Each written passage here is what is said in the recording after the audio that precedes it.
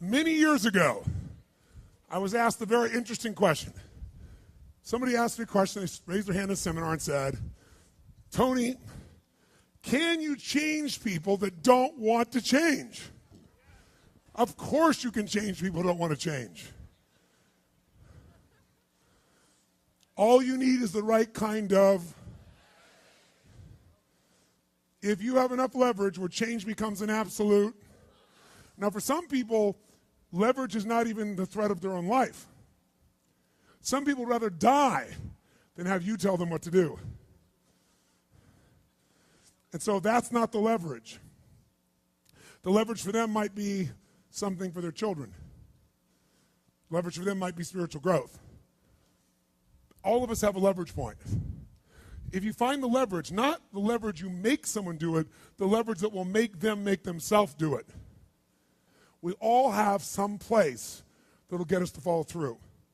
Now, if you get enough leverage and if you interrupt the pattern enough, how many of you ever had a pattern when you were a kid and you had like some obnoxious uncle or something and you were trying to be upset and they'd come like rub your damn head or something that should make you crazy and you couldn't stay upset because they kept doing this to you? How many had this happen? Say, I.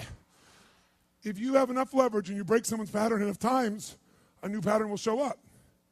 If you're conscious, you can create the new pattern. So the answer is yes. Now then the question would be, Tony, if all it takes is leverage, then why don't most people change? And I had a lot of answers to that, but that night, I'm a night person. That night, I'm wired up after a seminar. It's like 2 o'clock in the morning. It was December. And so I flip on the television in the back for some white noise, looking for CNN, and I come across the old Christmas classic, this Christmas Carol, right? A Dickens classic. And I see it in black and white, and I start watching the movie, and I'm remembering it from being a kid. And as I'm watching this thing, I see this man named Scrooge who clearly doesn't want to change. In fact, he's certain he doesn't need to change because what's happened is his life went through a lot of pain. And when he got pain, he looked for the source of that pain, and he said it was being close to people.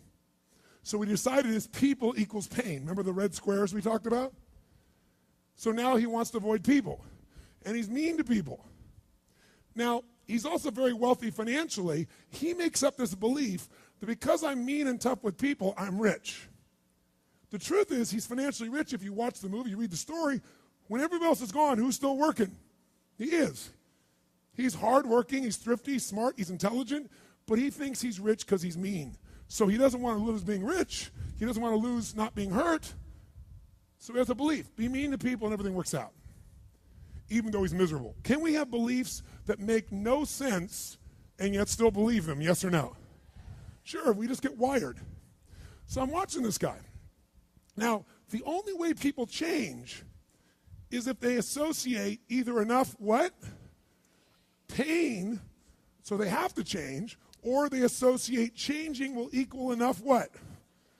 And ideally, if you get both, you'll change. If you get, every moment I do this, the pain's getting more and more intense, there's a point where you must change. And if I change, I get all this pleasure, you're going to want to change. How many follow? But what equals pain and what equals pleasure is what you associate in your nervous system. So what happens is, the only way you create change is changing what you link pain and what you link pleasure to in your nervous system, not just in your head, in your gut. That's what controls you. Lots of times in your head, you know what you should do, but your gut takes over. Your fear or your greed or your desire or your comfort or whatever. Who knows what I'm talking about here? Say I. But watch this. How many of you used to have a favorite dessert or a food or a form of alcohol that you really, really, really loved?